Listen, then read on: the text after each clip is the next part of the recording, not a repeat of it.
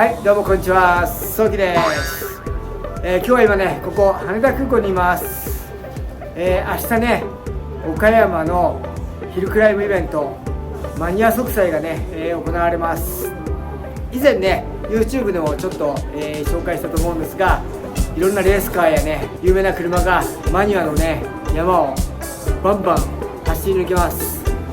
カーショーもねあるみたいなので、これからね遊びに行ってこようと思います。今夜はね、友達と合流して、ご飯を食べて飲んでって感じで、明日イベントに行きたいと思います。それでは行ってみましょう。レッツゴー。